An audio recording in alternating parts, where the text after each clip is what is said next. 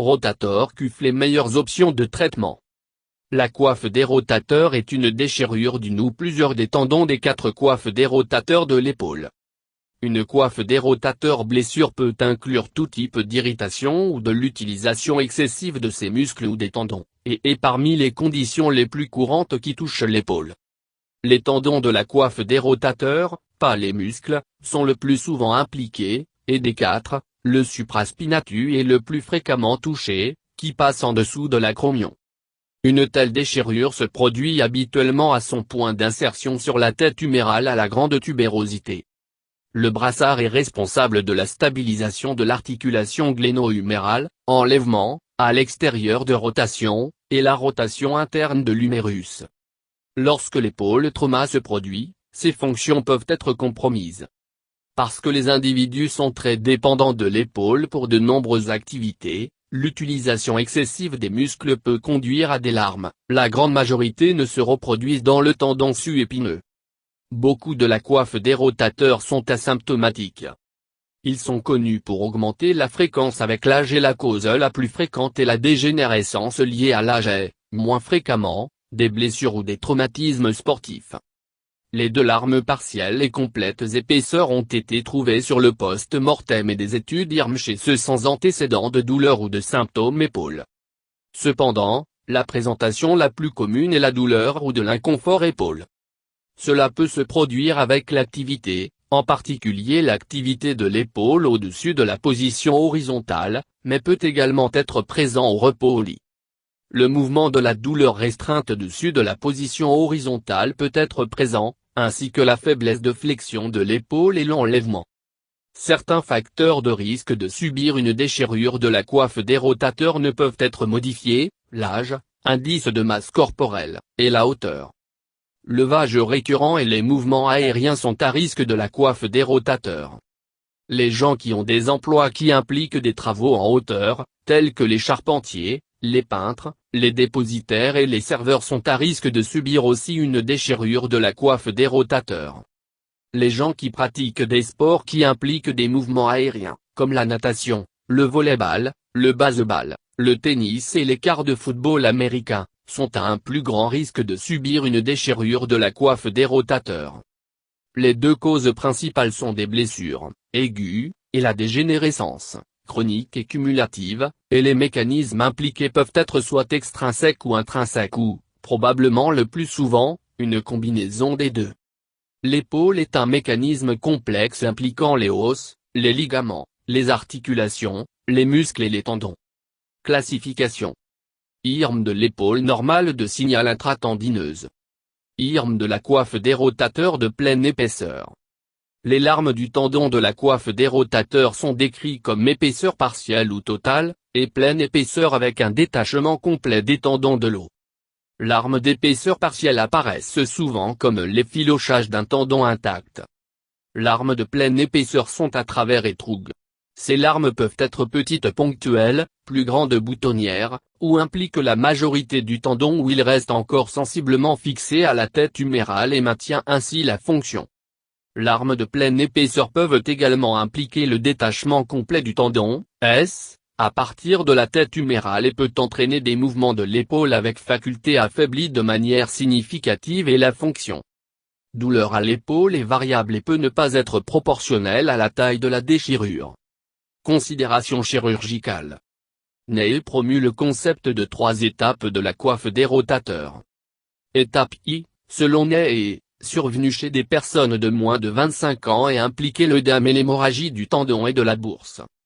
Phase I, tendinite impliquée et une fibrose de la coiffe des rotateurs de 25 à 40 ans. Étape I, déchirement impliqué de la coiffe des rotateurs, épaisseur partielle ou totale, et a eu lieu dans les plus de 40 ans. Aux fins chirurgicales, les larmes sont également décrites par emplacement, la taille ou de la zone, et la profondeur. D'autres sous-classes comprennent la distance acromio-humérale, la forme acromiale, infiltration graisseuse ou dégénérescence des muscles, l'atrophie musculaire, rétraction tendineuse, la prolifération vasculaire, métaplasie chondroïde et calcification.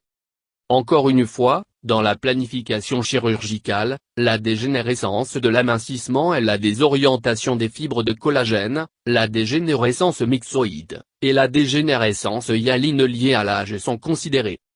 Cependant, pour plus de simplicité, les larmes sont parfois classées selon le traumatisme qui a causé la blessure. Aiguë, à la suite d'un brusque mouvement puissant qui pourrait inclure tomber sur une main tendue à la vitesse, ce qui rend une poussée soudaine avec une pagaie en kayak, ou à la suite d'un puissant terrain trop subaigu, résultant dans des situations similaires, mais se produisant dans l'un des 5 couches de l'anatomie de l'épaule.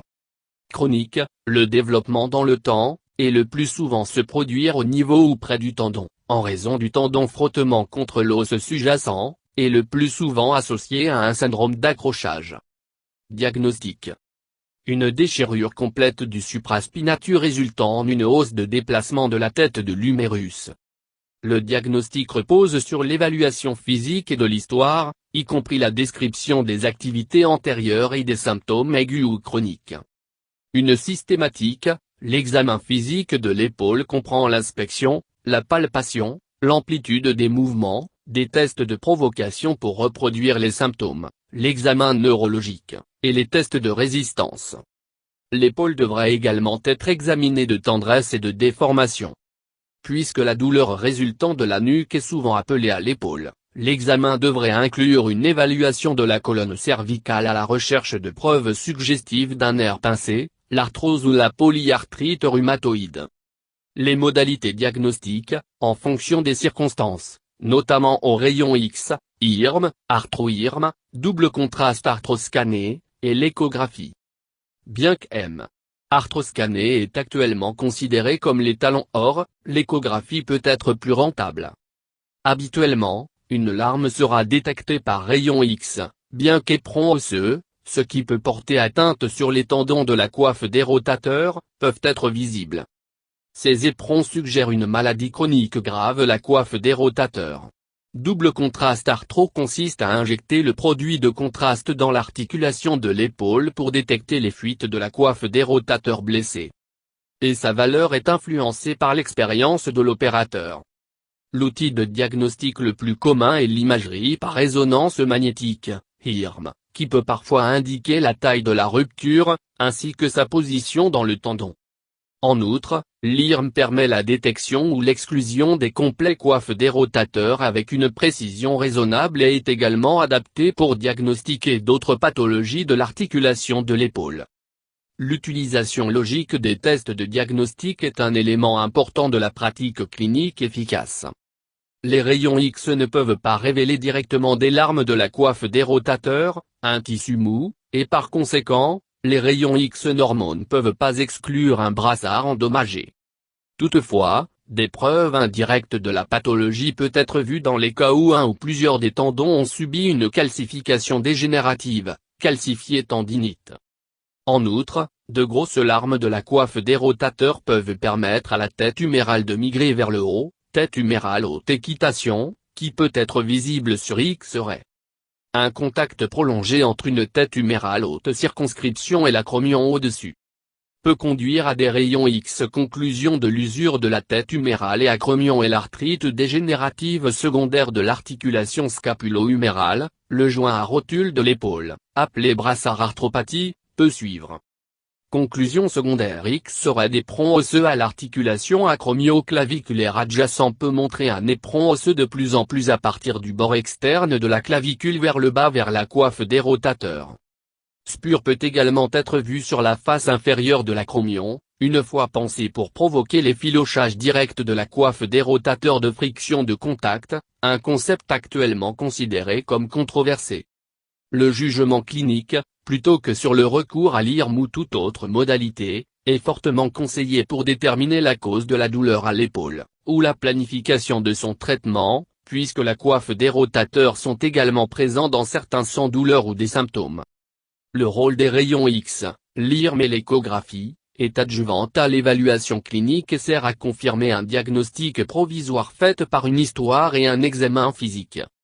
Une dépendance excessive sur l'imagerie peut potentiellement conduire à un surtraitement ou de distraction du vrai problème sous-jacent. Symptômes. Les symptômes peuvent se produire immédiatement après un traumatisme aigu, ou de développer au fil du temps, chronique. Lésion aiguë est moins fréquente que la maladie chronique, mais peut suivre des épisodes de soulever avec force le bras contre la résistance, comme cela se produit en haltérophilie, par exemple. En outre, la chute de force sur l'épaule peut provoquer des symptômes aigus. Ces larmes traumatiques affectent principalement le tendon su-épineux ou l'intervalle des rotateurs et les symptômes comprennent une douleur intense qui rayonne à travers le bras, et la gamme limitée de mouvements. En particulier pendant l'enlèvement des larmes shoulder. Chronique se produire chez les personnes qui participent constamment à des activités aériennes, telles que le tangage ou la natation. Mais peut également développer une tendinite de l'épaule ou de la coiffe des rotateurs. Les symptômes résultant de larmes chroniques comprennent sporadiques aggravations de la douleur, l'affaiblissement et une atrophie des muscles, la douleur perceptible pendant le repos, crépitant sensation, crepitus, lors du déplacement de l'épaule, et l'incapacité de se déplacer ou de soulever le bras suffisamment. Surtout pendant enlèvement et de flexion des mouvements. Douleur dans la face antérolatérale de l'épaule et pas spécifique à l'épaule. Et peuvent provenir, et renvoyer à partir, le cou, le cœur ou de l'intestin.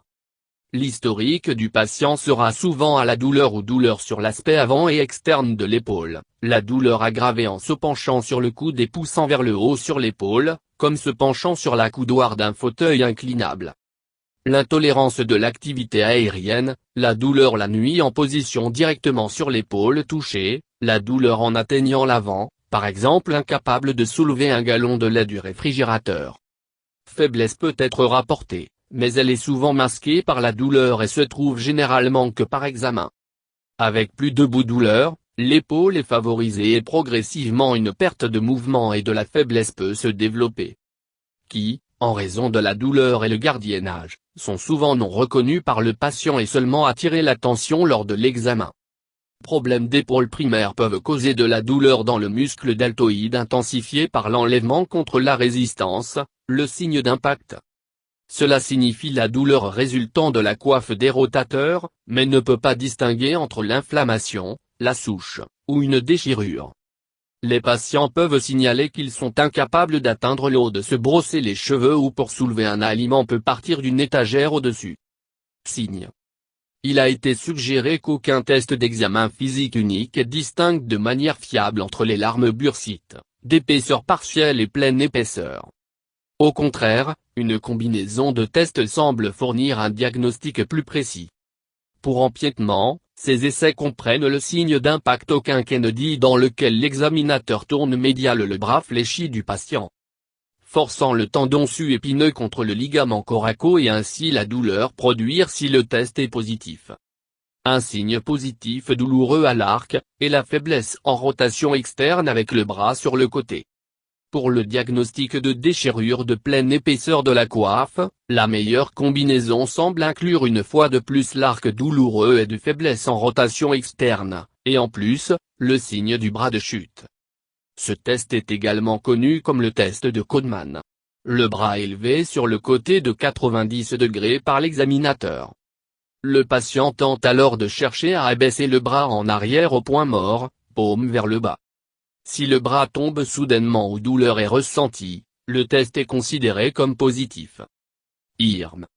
L'imagerie par résonance magnétique, IRM, et ultrasonadar comparable en efficacité et utile dans le diagnostic même si les deux ont un taux de faux positif de 15-20%.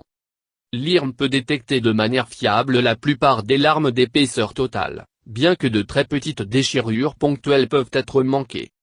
Dans de telles situations, une IRM combinée à une injection de produits de contraste, un arthrogramme, peut aider à confirmer le diagnostic.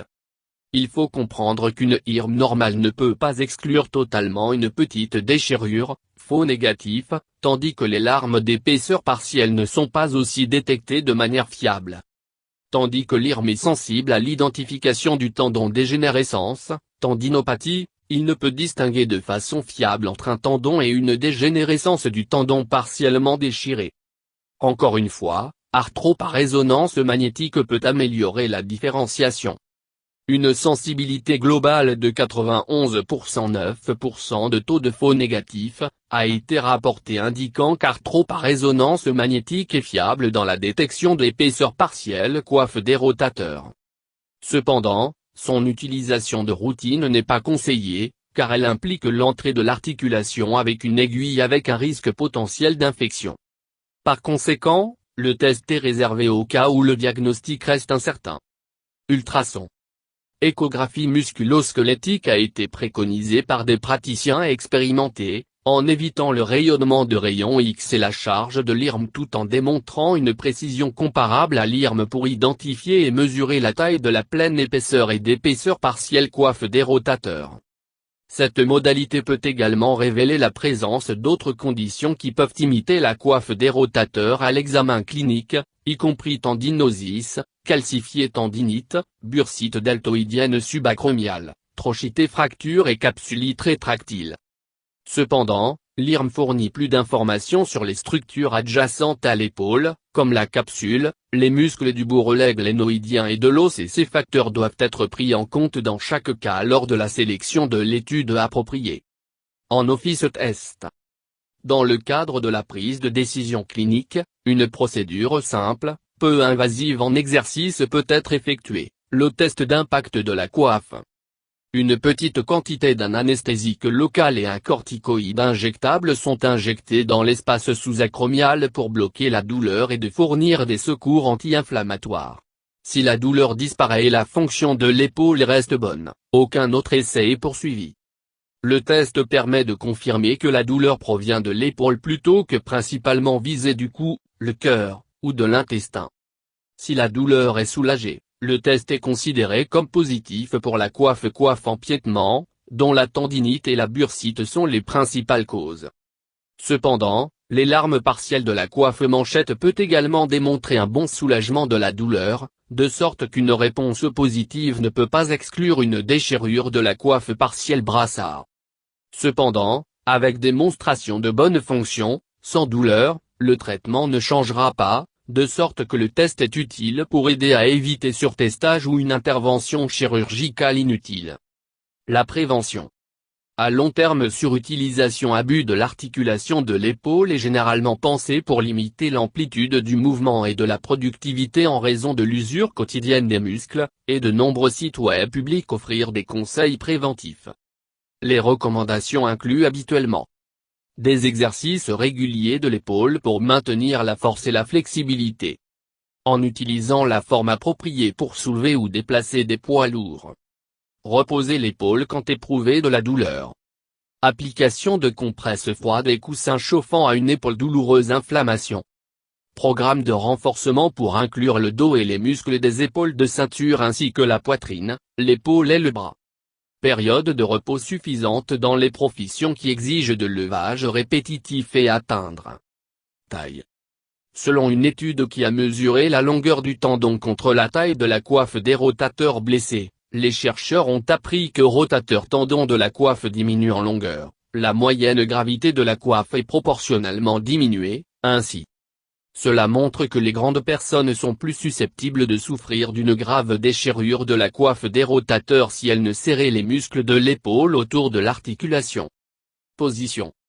Une autre étude a observé 12 positions différentes de mouvements et de leurs corrélations relatives avec blessures sont survenues au cours de ces mouvements. La preuve démontre que de mettre le bras dans une position neutre soulage la tension sur tous les ligaments et les tendons. Étirage. Un article a observé l'influence des techniques d'étirement sur les méthodes de prévention des blessures à l'épaule. Augmentation de la vitesse de l'exercice augmente les blessures, mais à partir d'un exercice rapide mouvement avec un étirement lent peut entraîner la fixation musculaire tendon à devenir plus résistant à la déchirure. Les groupes musculaires. Lors de l'exercice de l'épaule dans son ensemble et non pas un ou deux groupes musculaires est également jugé impératif. Lorsque le muscle de l'épaule est exercé dans toutes les directions, telles que la rotation externe, la flexion et l'extension, ou l'enlèvement vertical, il est moins susceptible de souffrir d'une déchirure du tendon. Traitement. Haltérophilie. Exercice de la physiothérapie. Les personnes soupçonnées d'avoir une déchirure de la coiffe des rotateurs sont potentiellement candidats à l'une ou l'autre dispositif ou un traitement non opératoire. Cependant, toute personne peut passer d'un groupe à l'autre en fonction de la réponse clinique et résultat de l'examen répété. Aucune preuve de l'avantage est vue à partir du début plutôt que la chirurgie retardée, et beaucoup de larmes partielles et certaines avec des larmes complètes répondra à la gestion non opérative. Par conséquent, beaucoup recommandent la gestion non chirurgicale initiale. Cependant, le traitement chirurgical précoce peut être envisagé dans d'importantes larmes aiguës ou chez les jeunes patients avec des larmes de pleine épaisseur qui présentent un risque important pour le développement de changements coiffe des rotateurs irréparables. Enfin, un examen de plus de 150 articles publiés en 2010 a conclu qu'aucune indication chirurgie de la coiffe des rotateurs preuve solide ont bénéficié plus de patients que la gestion non opérative, ajoutant à des controverses de gestion et de traitement. Le traitement non opératoire. Pas que de glace. Ceux qui ont la douleur, mais la fonction raisonnablement maintenue sont appropriés pour la gestion non opérative. Cela inclut les médicaments oraux qui apportent un soulagement de la douleur tels que des agents anti-inflammatoires, analgésiques topiques tels que des compresses froides, et si cela est justifié, l'injection subacromiale corticostéroïde anesthésique locale. Une alternative à l'injection ionophorèse, un patch qui drive de la médication au tissu cible alimenté par batterie. Une élingue peut être offerte pour le confort à court terme, avec la compréhension que la raideur de l'épaule indésirable peut se développer avec une immobilisation prolongée.